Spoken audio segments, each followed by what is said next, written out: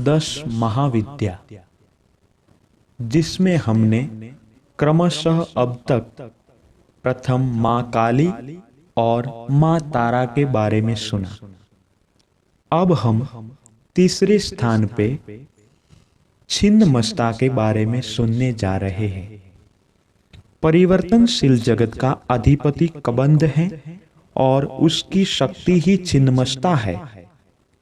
विश्व की वृद्धि ह्रास तो सदैव होती रहती है।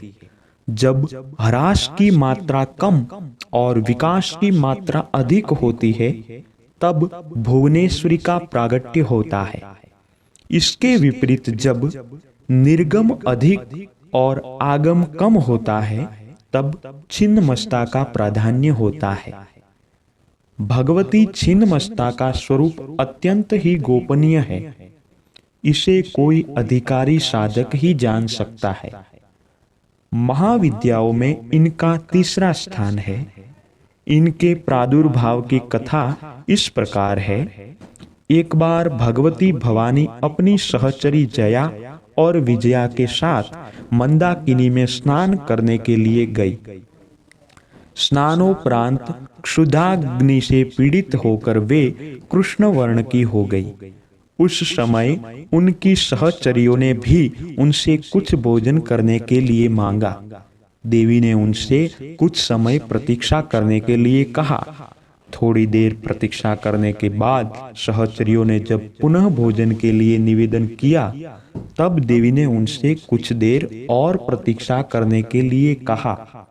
इस पर सहचरियों ने देवी से विनम्र स्वर में कहा कि माँ तो अपने शिशुओं को भूख लगने पर अविलंब भोजन प्रदान करती है। आप हमारी उपेक्षा क्यों कर रही है?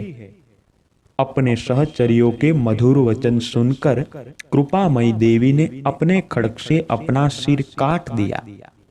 कटा हुआ सिर देवी के बाएं हाथ में आ गिरा और उनके कबंध से रक्त की 3 धाराएं प्रवाहित हुई। वे 2 धाराओं को अपने दोनों सहचरियों की ओर प्रवाहित कर दी, जिसे पीती हुई दोनों प्रसन्न होने लगी और तीसरी धारा को देवी स्वयं पान करने लगी।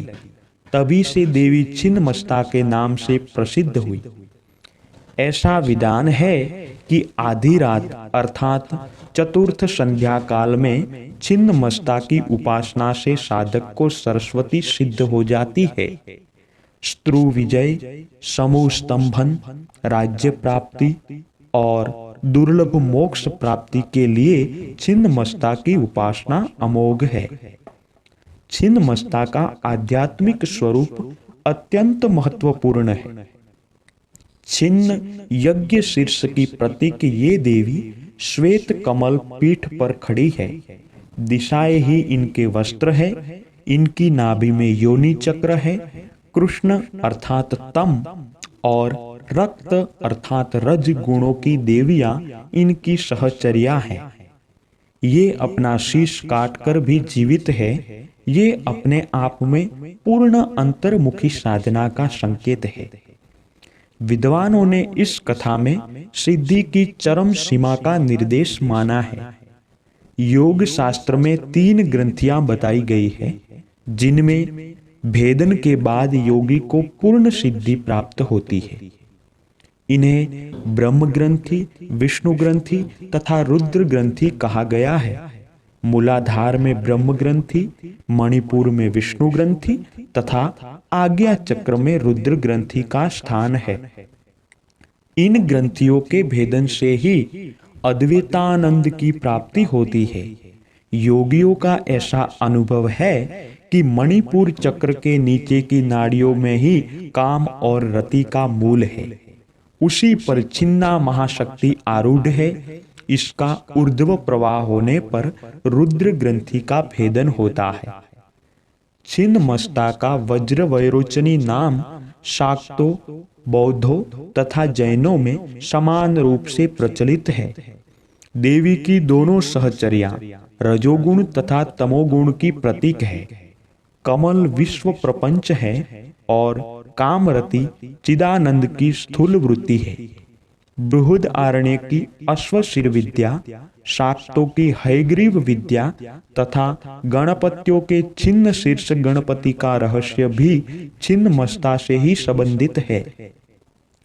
हिरण्यकशिपु, वैरोचन आदि छिन्न मस्ता के ही उपासक थे, इसीलिए इन्हें वज्र वैरोचनिया कहा गया है।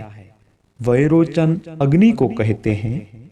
अग्नि का स्थान मणिपुर में छिन्नमस्ता का ध्यान किया जाता है और वज्र नाड़ी में इनका प्रवाह होने से इन्हें वज्र वैरोचनिया कहते हैं। श्री भैरव तंत्र में कहा गया है कि इनकी आराधना से साधक जीव भाव से मुक्त होकर शिव भाव को प्राप्त कर लेता है। जय मां छिन्नमस्ता।